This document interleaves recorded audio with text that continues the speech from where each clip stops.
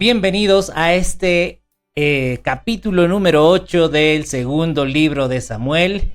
Que el Señor los bendiga y como siempre estamos listos para continuar nuestro estudio bíblico, nuestra lectura bíblica, conociendo la vida de David, todo lo que David estuvo haciendo después de que se estableció en el trono de Israel.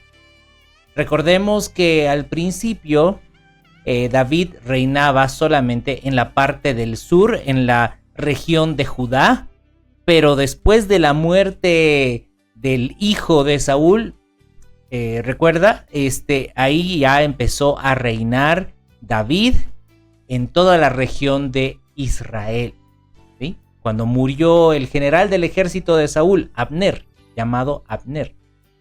Entonces David se estableció en el trono y entonces empezaron las conquistas, las victorias. Y además que habíamos visto en el capítulo 7 que David quería construirle una casa al Señor. Y el Señor le habló a través del profeta Natán y le dijo: ¿tú me quieres construir casa a mí? No, más bien yo voy a construirte una casa a ti, y de tus renuevos, de tu descendencia, saldrá un rey eterno, y él construirá casa. Y pues habíamos visto que estaba hablando del Mesías, del Señor Jesús. Muy bien, entonces vamos a irnos con el capítulo 5, vamos a las escrituras, y de hecho el día de hoy vamos a hablar de estas batallas de David, de las conquistas de David. Recordemos que en los tiempos del Antiguo Testamento, cuando los israelitas obedecían a Dios, pues Dios les daba la victoria. Si los israelitas desobedecían a Dios, entonces no había paz en Israel. Bien, ahora sí, empezamos. Versículo 1. Dice: después de esto aconteció que David derrotó a los filisteos y los sometió. Y tomó David a Metec-Ama de mano de los filisteos. Esta ciudad, Metec-Ama, es la ciudad de Gat. Es una de las ciudades más importantes de Filistea, ¿sí? Era como la ciudad capital, era la ciudad más grande en aquel tiempo, que estaba prácticamente al lado de la tribu de Judá. Entonces nadie podía conquistar esa ciudad. Eran fuertes los filisteos, pero ahí David arremetió con todo y pues obtuvo la victoria. Bueno, por eso también tenemos aquí el fondo, una imagen de las batallas del rey David, porque el rey David no se quedaba en su trono, sentado esperando que los soldados peleen, ¿no? Él estaba a la cabeza de la batalla. Él estaba, como se dice, en la brecha, abriendo camino. Él tenía que ser el ejemplo, y precisamente un líder es el ejemplo. No es como a veces uno piensa, ¿no? Yo soy el jefe y me quedo sentado y que mis trabajadores se esfuercen y yo no. No, así no funciona. En aquellos tiempos antiguos, el rey era el que estaba a la cabeza de la batalla. Era el que tenía que dar el ejemplo de valor. Entonces así era David. Entonces dice que derrotó a los filisteos, la ciudad más importante de los filisteos, porque además esta ciudad, la ciudad de Gat, que aquí se menciona como Metec-Ama, pues estaba en la región que el Señor les había entregado a los israelitas. Entonces tenían que tomar esa ciudad. Dice el verso 2. Derrotó también a los de Moab, a los moabitas, y los midió con cordel, haciéndolos tender por tierra, y midió 2 cordeles para hacerlos morir y un cordel entero para preservarles la vida. Y fueron los moabitas siervos de David y pagaron tributo. Bueno, este versículo tal vez no es muy sencillo de entender, pero en realidad lo que está diciendo es que David los fue juntando por grupos, ¿no? Midió con cordel grupos de gente. Entonces, por cada 2 grupos los mataba, un grupo lo dejaba con vida. Otros 2 grupos los mataba y otro grupo los dejaba con vida. ¿Por qué hacía esto David? ¿Sabe qué sucede? Sucede que en el tiempo de Moisés y en el tiempo de Josué, Dios les dijo, tienen que tomar toda la tierra de Canaán, pero no tienen que tomar las tierras de los moabitas, de los edomitas, de los amonitas.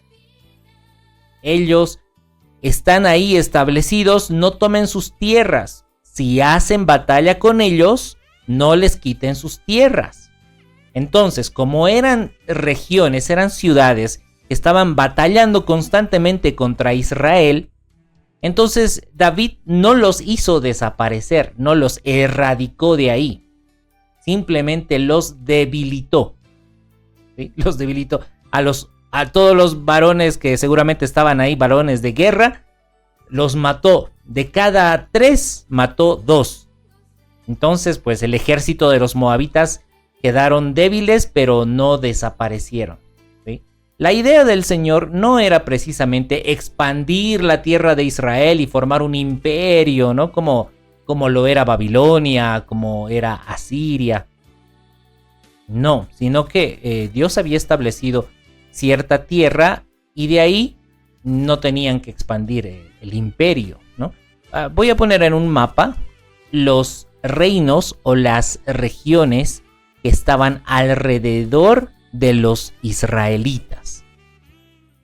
A ver, vámonos al mapa. Y aquí vemos, por ejemplo, al lado izquierdo, como vemos ahí, está el estado de los filisteos, ¿sí? Donde está la tierra de Asdod, Ascalón. Hasta el día de hoy existen estas ciudades, les comento. Y hasta el día de hoy están en batalla con los israelitas. Hasta el día de hoy no se llevan bien. Pues bien, la ciudad de Gat, que tomó David, está cerca de la ciudad de Laquis, que tenemos aquí en el mapa. Esa parte de los filisteos fue tomada porque esa tierra era la tierra que Dios había establecido para Israel. Si vamos más hacia abajo, tenemos a los edomitas, el reino de Edom. Estos edomitas, por si lo quieres recordar, son los descendientes de Esaú. Recuerda aquel varón que vendió su primogenitura por un guiso de lentejas. Sí. Los hijos de Esaú formaron una tierra, un país, y se llamó Edom. Más arriba tenemos el reino de Moab. ¿Sí? El reino de Moab. Que por cierto, recuerda que Ruth, la bisabuela de David, era moabita. Recuerda que Ruth dejó su tierra y dejó sus dioses para servir al Dios de Israel. Entonces es interesante que David debilitó a los moabitas, a pesar de que, bueno, su bisabuela, Ruth, pues era moabita, porque Ruth se casó con Booz, engendraron a Obed, y Obed engendró a Isaí, Isaí engendró a David. Entonces, ahí está, el reino de Moab, que por supuesto David no quería hacer desaparecer a los moabitas, solamente los estaba debilitando. Más arriba, más al norte, tenemos a los amonitas. Los amonitas. Sí. ¿De dónde vienen los amonitas? Bueno, estos vienen de Lot. ¿Recuerda de Lot, el primo de Abraham? Lot tuvo 2 hijas, esas 2 hijas cometieron incesto y sus hijos, bueno, fruto de ese incesto, fundaron también una tierra, una patria, y llamaron la tierra de Amón. Ahí está el reino de Amón, que tampoco tenían que desaparecerlos, solamente debilitarlos. Y bueno, y más arriba pues tenemos la región de los sirios. De los sirios, más arriba todavía está el reino de Soba, que vamos a leer también el día de hoy. Bueno, los sirios, no confundir con Asiria. Asiria era un imperio que estaba mucho más al norte, y estos otros son sirios, los arameos. La ciudad capital de esta región es Damasco. Bueno, ahora sí, habiendo repasado aquellas regiones, vamos a continuar con las escrituras, porque pues David empezó a debilitar a todos. Empezó a debilitar y Dios le daba victoria donde quiera que iba. Entonces dice el verso 3. Asimismo, derrotó David a Hadad-Ezer, hijo de Rehob, rey de Soba. Bueno, acabamos de mencionar a Soba, que está un poco más al norte de Siria. Sí, y derrotó David a ese rey, al rey de Soba, al ir a recuperar su territorio al río Éufrates. El río Éufrates, recuerda, ya en por la tierra de Ur de los Caldeos, Babilonia, donde se entiende que estuvo una vez el jardín del Edén, ¿sí? Por el río Éufrates. Bueno, entonces David derrotó también al rey de Soba. Dice, y tomó David de ellos 700 hombres de a caballo y 20,000 hombres de a pie. Y desjarretó David los caballos de todos los carros, pero dejó suficientes para 100 carros. Con 100 carritos, ¿no? Con caballos dejó David. Un ejército debilitado. Los volvió inválidos a los caballitos David para debilitar el ejército del reino de Soba. Ese era el plan. En realidad ese era el punto en cuestión para David. Era debilitar a todas las naciones que estaban alrededor de Israel, pues para que los dejen en paz. Dice el verso 5 que vinieron los sirios de Damasco para dar ayuda a Hadad-Ezer, el rey de Soba.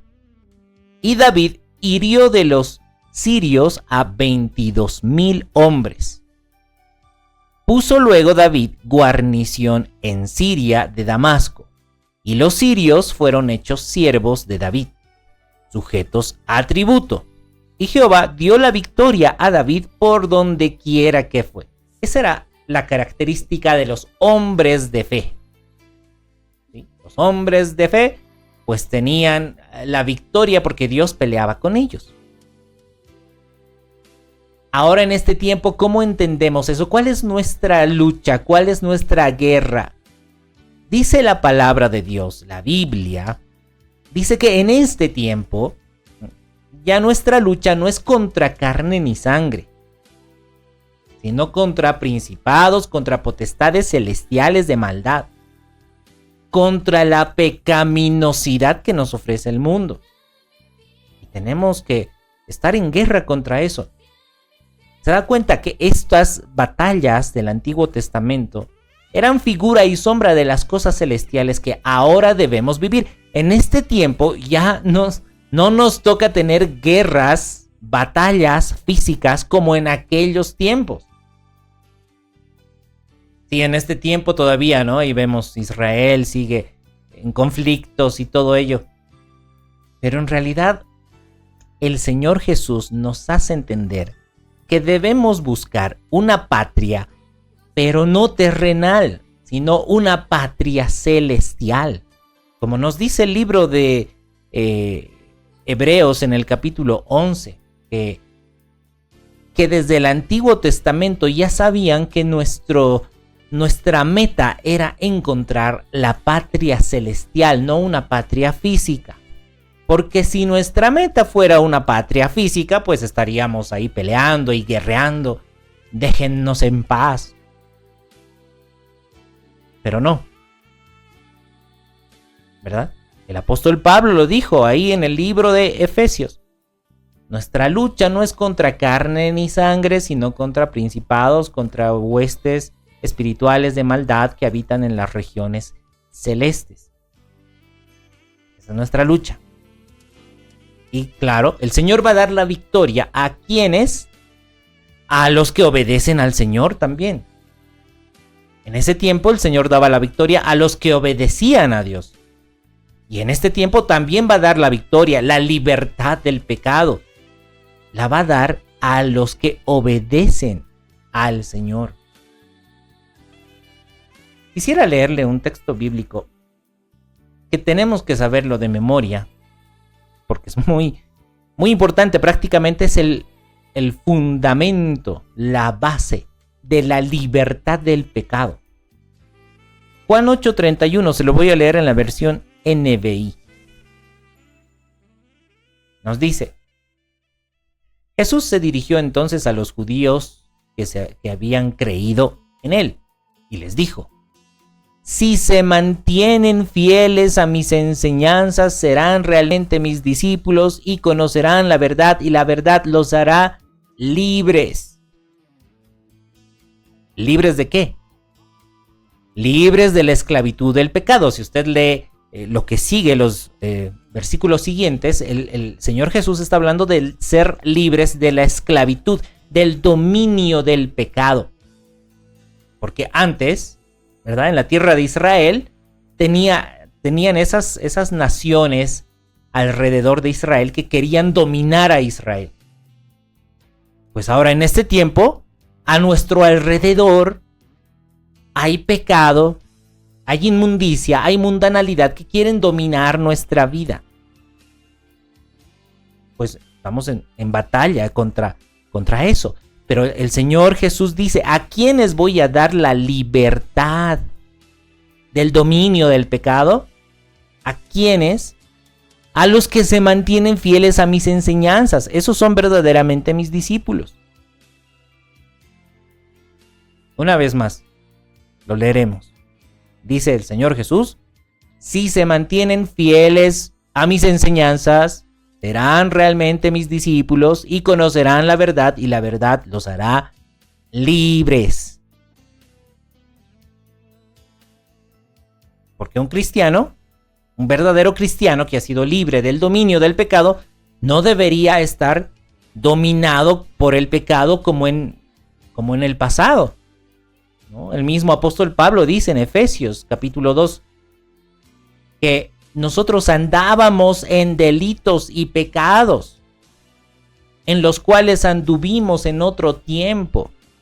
Pero el Señor Jesús nos ha salvado de ese dominio del pecado.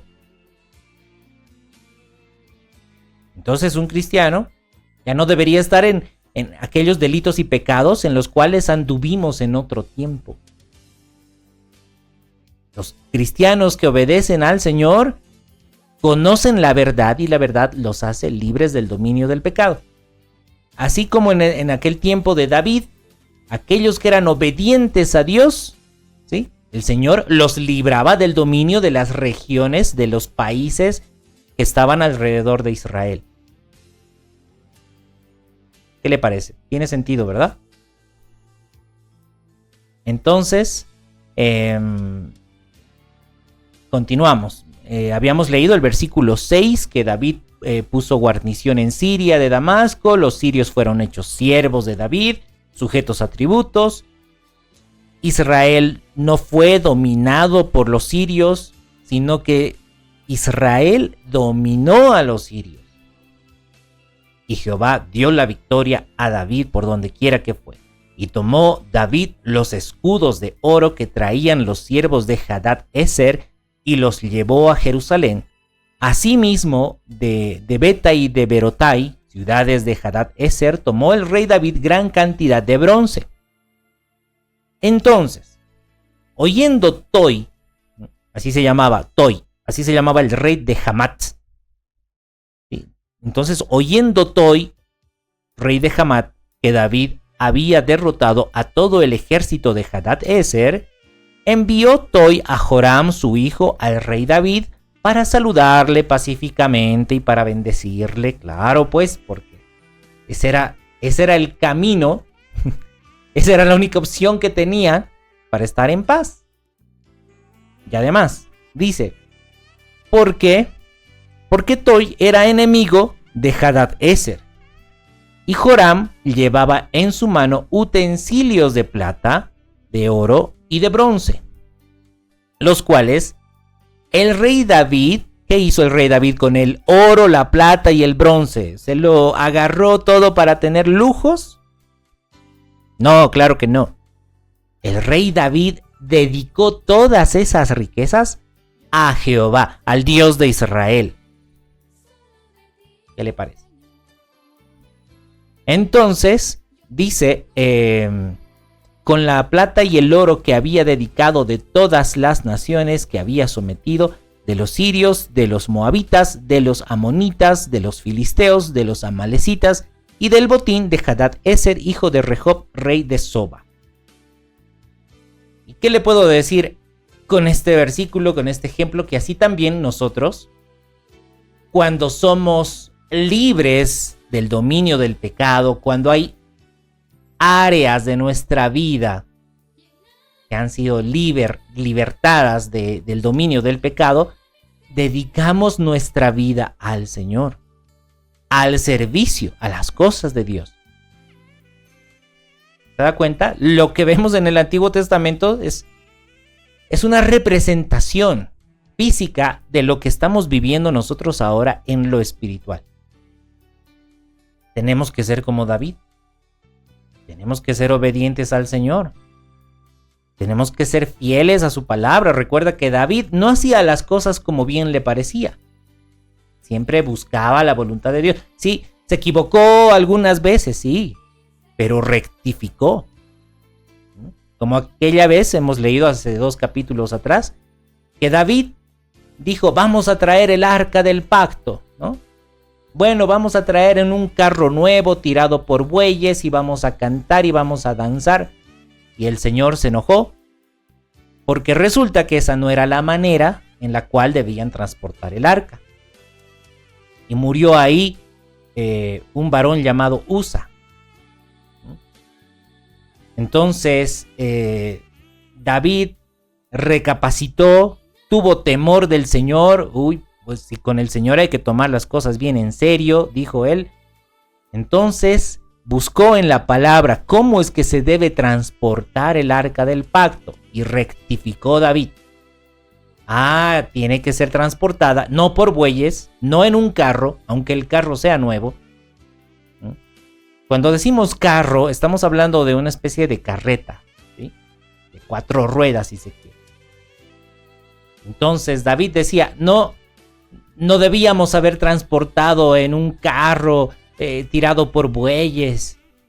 Debíamos haberlo hecho como dice el Señor, con sacerdotes consagrados, purificados. Y entonces ya la segunda vez, ya David obedeció, David hizo conforme a la palabra de Dios, y Dios estaba con él, y pudieron llevar el arca hacia la ciudad de David.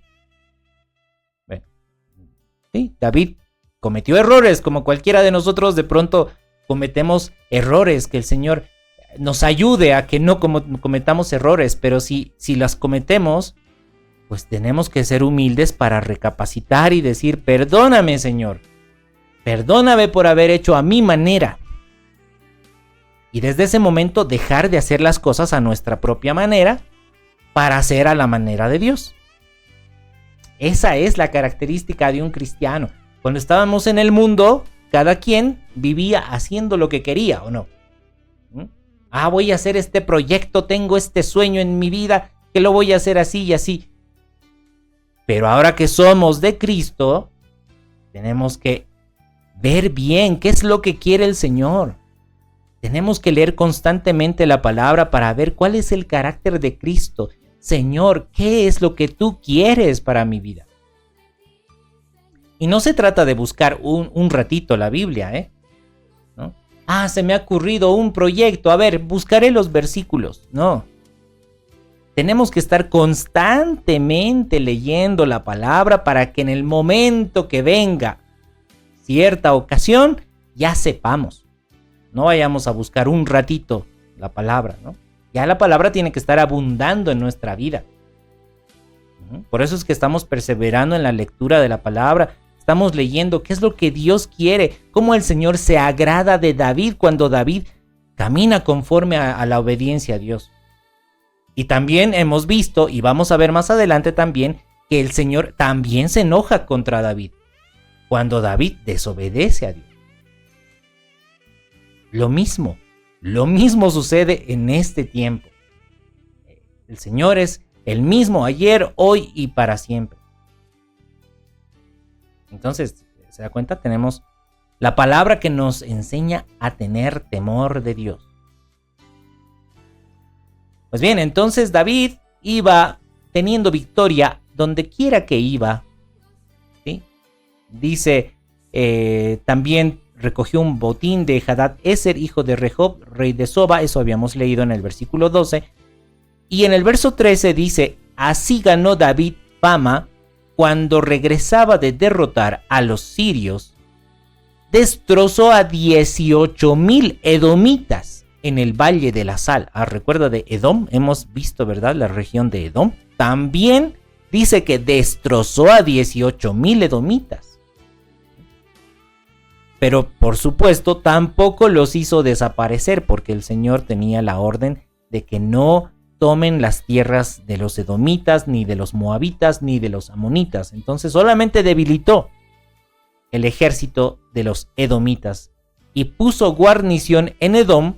Por todo Edom puso guarnición, y todos los edomitas fueron siervos de David. Y Jehová dio la victoria a David por donde quiera que fue. Ahí estaba el Señor respaldando a David. Y reinó David sobre todo Israel, y David administraba justicia y equidad a todo su pueblo.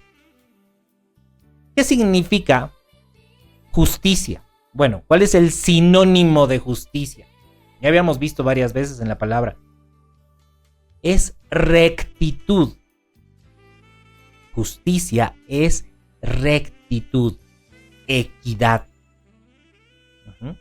También se habla respecto a la justicia, a la rectitud, para andar conforme a la palabra de Dios. Conforme a la palabra de Dios. Ese es un varón recto. Ese es un varón justo. Que por cierto, el Señor Jesús, cuando nosotros vivimos en Cristo, el Señor nos hace justo, nos transforma para vivir en justicia, para vivir en rectitud. No como algunas doctrinas por ahí que dicen, Dios te mira como si fueras justo, aunque no seas justo. No. El Señor nos transforma y nos hace personas que caminen en rectitud. Eso lo dice el apóstol Juan. Vamos a irnos a ver por un momento. Primera de Juan, capítulo 3, versículo 7. Dice, hijitos, nadie os engañe. El que hace justicia es justo, como Él, como Cristo es justo. Entonces, si usted escucha de esas doctrinas de error que dicen, aunque seas injusto, Dios te mira como si fueras justo. Por la justicia de Cristo le agregan con apariencia de piedad. No. Cristo nos transforma verdaderamente para que verdaderamente seamos personas que andan en rectitud.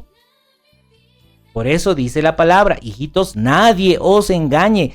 El que hace justicia, no el que tiene la idea, Dios me ha declarado justo aunque no sea justo. No, dice el que hace justicia es justo como Cristo es justo. Vámonos al versículo 10. Dice, en esto se manifiestan los hijos de Dios y los hijos del diablo. Todo aquel que no hace justicia y que no ama a su hermano, no es de Dios. Tan claro como eso, ¿qué le parece?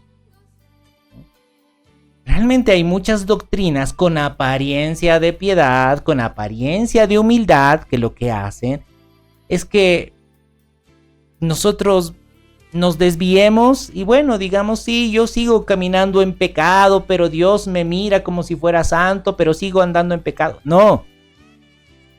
El Señor realmente nos purifica, nos limpia de toda maldad para que ya no andemos en pecado. Todos hemos venido a Cristo habiendo pecado, estando sucios, estando cochinos del mundo. Pero el Señor Jesús nos limpia de toda esa maldad para que ya no andemos en esa suciedad.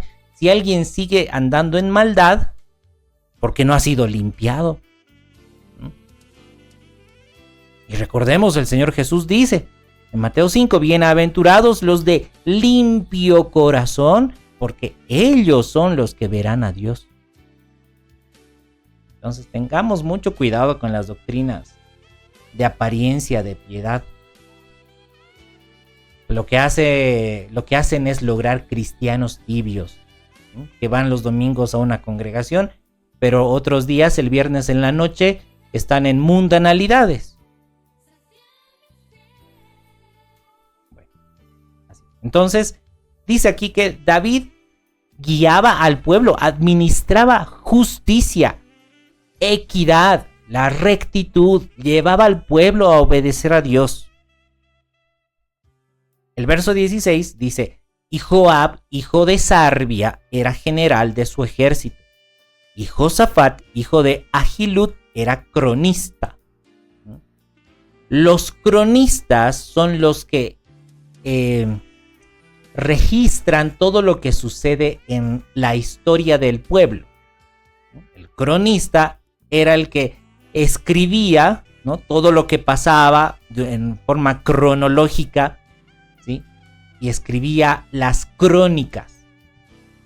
Esos eran los cronistas, ¿no? Josafat era cronista. Sadoc, hijo de Ahitob, y Ahimelech, hijo de Abiatar, eran sacerdotes. Sadoc y Ahimelech eran los sacerdotes, ¿no? Ahimelech era hijo de Abiatar. Abiatar era prácticamente el único sacerdote que sobrevivió cuando Saúl había matado a más de 80 sacerdotes, ¿no? Entonces, bueno, ellos dos eran sacerdotes. Seraías era escriba, el que tenía que registrar la palabra que Dios había inspirado, ¿no? A Moisés, por ejemplo. Tenía que redactar, escribir. Ellos copiaban, sacaban copias. Antes no había imprenta, no había fotocopiadora. Entonces los escribas eran los que pues escribían la palabra de Dios. Dice, Benaía, hijo de Joiada, estaba sobre los cereteos y peleteos, y los hijos de David eran los príncipes. Bueno, los cereteos y peleteos eran grupos de personas que habían sido también traídos de naciones que estaban en guerra contra Israel. Probablemente hayan sido de la región de los filisteos, los cereteos y los peleteos. Entonces, dice, los hijos de David eran los príncipes. Y muy bien, hasta ahí termina el capítulo 8 de segundo libro de Samuel, viendo que David realmente caminaba como el Señor mandaba, y el Señor lo bendecía, le daba la victoria, le daba la fortaleza. Esa es una relación, ¿no?, de intimidad que tenemos que buscar con el Señor. Muy bien. Hasta aquí entonces este capítulo 8. Como siempre, espero que haya sido de bendición para su vida. Me despido mandando una bendición especial a Carlitos González. Que el Señor lo bendiga, un abrazo fuerte. Y también a cada uno de ustedes que están constantemente perseverando en la palabra, en las escrituras. Y es necesario, hermanos, de verdad es necesario que estemos constantemente leyendo, escudriñando, aprendiendo una y otra vez, Antes parecía una cosa grande saber que habíamos leído la Biblia completa una vez. Pero resulta que es muy poco leer una sola vez toda la Biblia. Tenemos que leer muchas veces toda la Biblia. Y así el Señor nos va enseñando.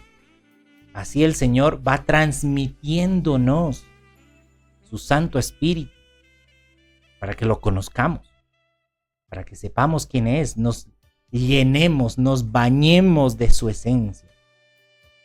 Bien, me despido entonces y Dios mediante nos encontramos en el próximo capítulo. Bendiciones a todos.